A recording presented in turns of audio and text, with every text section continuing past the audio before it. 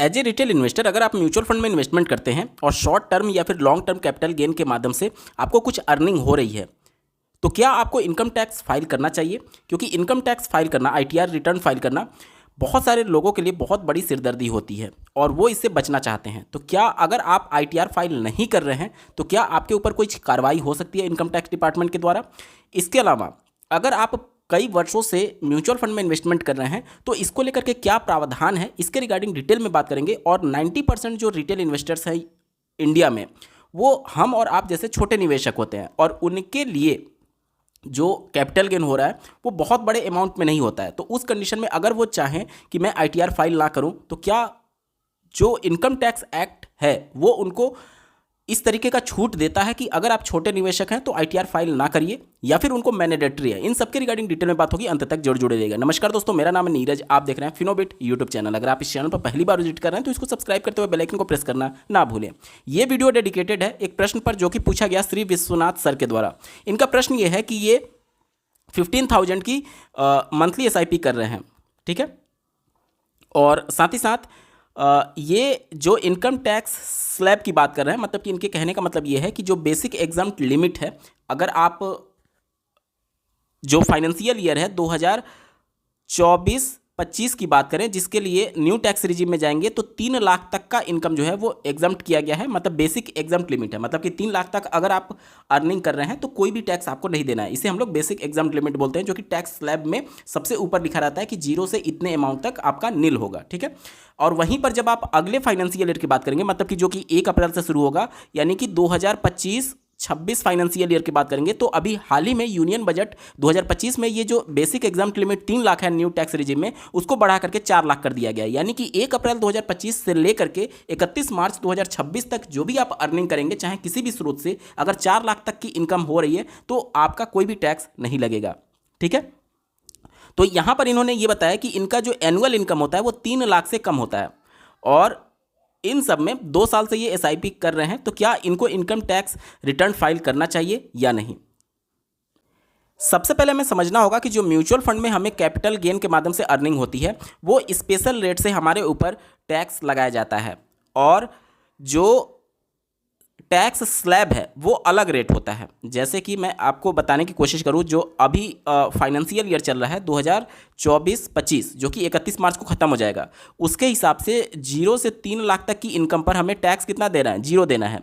यानी कि कोई भी रेट से आपके ऊपर क्यों ना टैक्स लगाया जा रहा हो, अगर किसी भी स्रोत से आपकी इनकम 3 लाख तक हो रही है तो आपकी टैक्स लायबिलिटी 0 बनेगी। अब चाहे वो म्यूचुअल फंड के माध्यम से जो कैपिटल गेन हो रहा है, चाहे वो स्पेशल रेट वाला ही क्यों ना हो, उस पर अगर टोटल अर्निंग आपकी 3 लाख तक हो रही है तो भी आपकी टैक्स लायबिलिटी 0 बनेगी। इसको और आसान भाषा में मैं समझाने की कोशिश करता हूं। मान लीजिए कोई एक सैलरीड पर्सन है जिसको सैलरी से 2 लाख तक की अर्निंग हो रही है और 1 लाख उसने शॉर्ट टर्म कैपिटल गेन हासिल किया या फिर लॉन्ग टर्म कैपिटल गेन हासिल किया, ठीक है, 1 लाख हासिल किया, तो दोनों को जोड़ देंगे तो चूंकि ये सैलरी है तो सैलरी पर 50,000 का स्टैंडर्ड डिडक्शन पहले देखने को मिल जाएगा, तो 2 लाख में से 50,000 घटा देंगे तो ये 1.5 लाख वैल्यू आ जाएगी। 1.5 लाख ये और 1 लाख ये दोनों को मिला देंगे तो 2.5 लाख टोटल उसका अर्निंग हो रहा है उस फाइनेंशियल ईयर में, जो कि टैक्स का जो बेसिक एग्जाम लिमिट है 3 लाख उसके अंदर आ रहा है। इस वजह से भले ही 1 लाख का उसको शॉर्ट टर्म या फिर लॉन्ग टर्म कैपिटल गेन हुआ था, उसकी टैक्स लायबिलिटी 0 रुपये बनेगी, ठीक है। इसी तरीके से और समझते हैं, मान लीजिए कि कोई एक ऐसा पर्सन है जो कि सैलरीड भी है, इसके अलावा वो बिजनेस भी करता है, रेंटल इनकम भी उसकी आ रही है, इसके अलावा शॉर्ट टर्म कैपिटल गेन और लॉन्ग टर्म कैपिटल गेन भी उसको हो रहा है, तो फिर कैसे टैक्स बनेगा? मान लेते हैं कि उसको सैलरी से 2 लाख की अर्निंग हो रही है, इसके अलावा बिजनेस से मान लेते हैं कि उसको 50,000 का अर्निंग हुआ, कोई छोटा मोटा बिजनेस है, इसके अलावा रेंटल इनकम मान लेते हैं कि उसको 30,000 का हुआ, मतलब कि साल भर में वो अपना घर किसी को किराए पर दिया हुआ है और साल भर में उसको 30,000 की अर्निंग हो रही है। इसके अलावा शॉर्ट टर्म कैपिटल गेन या फिर लॉन्ग टर्म कैपिटल गेन मान लेते हैं 1 लाख हुआ, तो देखते हैं कैसे बनेगा। जैसे अभी जो मैं बता रहा हूँ वो फाइनेंशियल ईयर 2024-25 के हिसाब से बता रहा हूँ, तो जो सैलरी पर पहले स्टैंडर्ड डिडक्शन था वो 50,000 था। अभी जो नया यूनियन बजट में जो 1 अप्रैल से लागू होगा उसमें स्टैंडर्ड डिडक्शन को बढ़ा करके 75,000 कर दिया गया, ठीक है। तो इस कंफ्यूजन को बिल्कुल अलग रखिएगा, क्योंकि ये जो 50,000 का डिडक्शन है सैलरी पर वो आपका पिछले यूनियन बजट में, मतलब कि इस वाला जो ये वाला जो आपका फाइनेंशियल ईयर चल रहा है उसके हिसाब से चल रहा है, तो इसी के हिसाब से मैं कैलकुलेट कर रहा हूँ। तो अभी इनकी सैलरी से की इनकम कितनी मानी जाएगी, 1.5 लाख मानी जाएगी। बिजनेस पर किसी भी प्रकार का डिडक्शन नहीं मिलेगा, तो 50,000 इनका बिजनेस से अर्निंग हो गया। रेंट पर जो भी आपको इनकम होती है उस पर 30% हमें डिडक्शन देखने को मिलता है। ये माना जाता है कि आप अपना घर किसी को किराए पर दिए हैं, तो उस घर को मेंटेन करने के लिए, जैसे कि उसमें कुछ तोड़ फोड़ करके कुछ नया बनाना चाहते हैं, या फिर पेंटिंग वगैरह, या फिर किसी भी प्रकार का अगर कोई खर्चा है, तो उसके लिए 30% डिडक्शन मिल जाता है। मतलब कि 30,000 का 30% अगर आप निकालेंगे तो 9,000 रुपया आता है। यानी कि अब इनका जो रेंटल इनकम माना जाएगा वो 21,000 माना जाएगा, 30,000 नहीं माना जाएगा, क्योंकि उसमें से 30% घटा दिया गया। तो अब 21,000 इनका रेंट से इनकम हो गया, और शॉर्ट टर्म कैपिटल गेन और लॉन्ग टर्म कैपिटल गेन जो कि 1 लाख था वो इसको जोड़ दिया जाएगा। तो टोटल अर्निंग कितनी मानी जाएगी, देखिए 1.5 लाख और ये 50,000 जोड़ करके 2 लाख हो गया, 2 लाख और ये जोड़ करके 3 लाख हो गया, और ये जोड़ करके 3,21,000 हो गया। कितना, 3,21,000। अब चूंकि ये बेसिक एग्जाम्प्ट लिमिट के ऊपर चला गया, बेसिक एग्जाम्प्ट लिमिट के ऊपर चला गया, इस वजह से इन पर टैक्स लगेगा अब, यानी कि इनको ITR फाइल करना अब मैंडेटरी हो जाएगा। अगर आपकी टोटल अर्निंग एक फाइनेंशियल ईयर में बेसिक एग्जाम्प्ट लिमिट के अंदर है, तो आपके ऊपर किसी भी प्रकार का बाउंडेशन नहीं है इनकम टैक्स एक्ट के अनुसार कि आपको ITR फाइल करना ही है। कहने का मतलब कि अगर आप फाइनेंशियल ईयर 2024-25 के अंतर्गत 3 लाख तक की अर्निंग कर रहे हैं और न्यू टैक्स रेजिम में जा रहे हैं, तो 3 लाख तक अगर आपकी अर्निंग है तो ITR फाइल करिए या ना करिए, उससे कोई मतलब नहीं है। इनकम टैक्स आपसे पूछने नहीं जाएगा अगर 3 लाख से अंदर है तो इनकम, ठीक है। लेकिन अगर आप फाइल करेंगे तो उनके बहुत बेनिफिट होते हैं, जिसके बारे में हम लोग आगे बात करेंगे, ठीक है। अब जैसे इन सर का सभी स्रोतों से मिलाकर के अर्निंग जो हो गया वो 3 लाख से ऊपर चला गया, तो अब इन पर टैक्स लगाया जाएगा। लेकिन टैक्स कैसे लगाया जाएगा इसको समझते हैं। जो बिजनेस से अर्निंग होती है, जो सैलरी से अर्निंग होती है, इसके अलावा जो रेंटल इनकम है वो सब टैक्स स्लैब के हिसाब से लगता है। अब इन तीनों को हम लोग जोड़ेंगे, और ये वाला जो था शॉर्ट टर्म कैपिटल गेन या फिर लॉन्ग टर्म कैपिटल गेन, ये आपका स्पेशल रेट से लगेगा, ठीक है। तो यहाँ पर जब बेसिक एग्जाम्प्ट लिमिट की काउंटिंग की जाती है, तो वहाँ पर भले ही किसी रेट से क्यों ना लग रहा हो, उसको जोड़ करके हम लोग पहले देखते हैं कि 3 लाख से ऊपर जा रहा है या नहीं। अगर 3 लाख से ऊपर जा रहा है तब इस वाले इनकम को अलग रखा जाएगा, क्योंकि इस पर हमें स्पेशल रेट से टैक्स देना है। तो इनको जोड़िए तो ये 2 लाख आता है, और इसको जोड़ देंगे तो 2,21,000 आता है। तो 2,21,000 पर हमें टैक्स किस हिसाब से देना है, टैक्स स्लैब के हिसाब से देना है, ठीक है। तो टैक्स स्लैब के हिसाब से हमें देना है, तो 0 से 3 लाख पर तो हमें इनकम कितना टैक्स कितना देना है, 0 देना है। यानी इस पर हमें इनकम टैक्स कितना बन जाएगा, 0 बन जाएगा। लेकिन ये जो स्पेशल रेट वाला है, ध्यान से देखिए, ये जो स्पेशल रेट वाला है इस पर हमें टैक्स पे करना पड़ेगा, वो भी स्पेशल रेट से। और अगर ये शॉर्ट टर्म कैपिटल गेन हुआ तो शॉर्ट टर्म कैपिटल गेन पर हमें 20% का टैक्स देना है, और अगर ये लॉन्ग टर्म कैपिटल हुआ तो हमें इस पर 12.5% का टैक्स देना है। और शॉर्ट टर्म कैपिटल गेन में किसी भी प्रकार का रिबेट हमें नहीं दिया गया, मतलब कि 1 लाख का सीधे तौर पर 20%, 20,000 रुपये हमें टैक्स के तौर पर पे करना पड़ जाएगा। लेकिन अगर ये लॉन्ग टर्म कैपिटल गेन हुआ तो उस कंडीशन में 1,25,000 तक का लॉन्ग टर्म कैपिटल गेन पहले हमें रिबेट दिया गया, उसके बाद उसके बियॉन्ड जो अमाउंट जाएगा उस पर हमें टैक्स देना पड़ेगा। तो इसको आप ऐसा समझ सकते हैं कि अगर ये शॉर्ट टर्म कैपिटल गेन हुआ तब तो हमारी टैक्स कितनी बन जाएगी, सीधे तौर पर 20,000 हमें टैक्स पे करना पड़ जाएगा। लेकिन अगर ये लॉन्ग टर्म कैपिटल गेन हुआ तो इसमें से पहले ये देखा जाएगा कि 1,25,000 के अंदर है या फिर इससे ज्यादा है। तो चूंकि ये 1,25,000 से कम है, इस वजह से हमारी टैक्स लायबिलिटी 0 बनेगी। उम्मीद करता हूं आप समझ पा रहे होंगे। अगर ये 1 लाख का जो कैपिटल गेन हुआ है, अगर ये लॉन्ग टर्म हुआ तो चूंकि 1,25,000 तक तो हमें रिबेट है, तो उतने अमाउंट तक हमें कोई भी टैक्स नहीं देना है। उससे बियॉन्ड जो अमाउंट जाएगा उस पर हमें 12.5% का टैक्स देना है। यानी कि लॉन्ग टर्म कैपिटल गेन हुआ तो हमारी टैक्स लायबिलिटी 0 बनेगी, लेकिन अगर शॉर्ट टर्म कैपिटल गेन हुआ तो हमारी टैक्स लायबिलिटी इसी 1 लाख पर 20,000 रुपये बनेगी। यहां तक क्लियर हो गया। चलिए, ये तो मैं अभी फाइनेंशियल ईयर 2024-25 के हिसाब से बता रहा था। अब अगर बात करें 2025-26 की, तो उसके हिसाब से मैं आपको थोड़ा सा कैलकुलेशन समझाने की कोशिश करता हूं। अब मैं फाइनेंशियल ईयर 2025-26 की बात कर रहा हूं। इसका मतलब कि 1 अप्रैल 2025 से लेकर के 31 मार्च 2026 तक जो भी आप अर्निंग करेंगे, चाहे किसी भी स्रोत से, वो सब कुछ आपका काउंट किया जाएगा। और जो यूनियन बजट 2025 में पेश किया गया, जिसके अनुसार बेसिक एग्जाम्प्ट लिमिट को बढ़ा करके अब कितना कर दिया गया, 4 लाख कर दिया गया। यानी 4 लाख तक के इनकम पर आपकी टैक्स लायबिलिटी नील बनती है। यहां पर मैं थोड़ा सा टैक्स स्लैब आपको समझाने की कोशिश करता हूं। 4 लाख से 8 लाख तक की इनकम पर आपको 5%, 8 से लेकर के 12 लाख के इनकम पर आपको 10%, 12 से लेकर के 16 लाख के इनकम पर आपको 15%, 16 से लेकर के 20 लाख के इनकम पर आपको 20%, 20 से लेकर के 24 लाख के इनकम पर आपको जो टैक्स पे करना है टैक्स स्लैब के हिसाब से, वो पे करना है 25%, और 24 लाख प्लस के इनकम पर आपको जो टैक्स स्लैब के हिसाब से टैक्स पे करना है वो 30 लाख पे करना है, ठीक है, 30% पे करना है, माफ कीजिएगा, ठीक है।